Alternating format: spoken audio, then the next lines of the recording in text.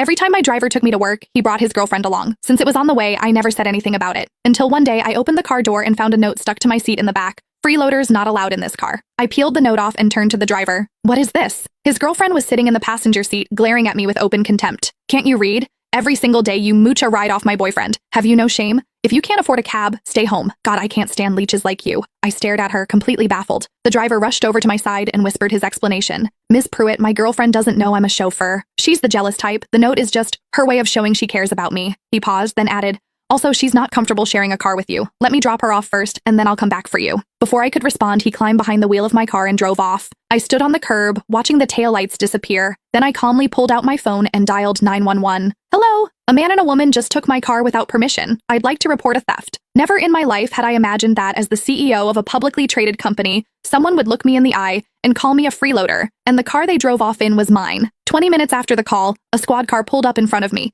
2 officers had barely stepped out when Alfred Lawrence came tearing around the corner in my black Maybach. He slammed the brakes, lurching to a stop just feet away, and jumped out. His face was chalk white. Ms. Pruitt, what happened? Why did you call the police? I looked at him, said nothing. One of the officers sized him up. Are you the individual Ms. Pruitt says took her vehicle without authorization? The color drained from Alfred's face even further. No, officers, this is all a misunderstanding. His hands went up, palms out. I'm Ms. Pruitt's driver. I drive her every day. I just dropped someone off on the way. Took a few extra minutes, that's all. Nobody stole anything. He gestured frantically at the Maybach behind him, forcing a grin. See? I brought the car right back. First thing. The officers looked at me, then back at him. Ms. Pruitt, do you want to press charges? I was about to answer when Alfred leaned in close, his voice dropping to a desperate whisper. Ms. Pruitt, please. For my father's sake. He drove for you all those years. Just let this one go. He swallowed hard. You know my dad's health isn't good. I finally found a girlfriend, and it's the one thing he wanted for me. What I did back there was just to keep things stable between her and me. I had no choice. The mention of his father softened something in me. Owen Lawrence had been my chauffeur for 6 years. Honest, dependable, steady behind the wheel, and never once a source of trouble. In all those years, he had never been late, never gotten a single violation. Every holiday when I handed him a bonus,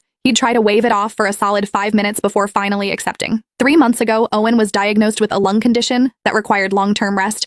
He had no choice but to resign. On his last day, he stood in my office, rough hands twisting together, clearly wanting to say something, but unable to get the words out. Finally, face flushed with embarrassment,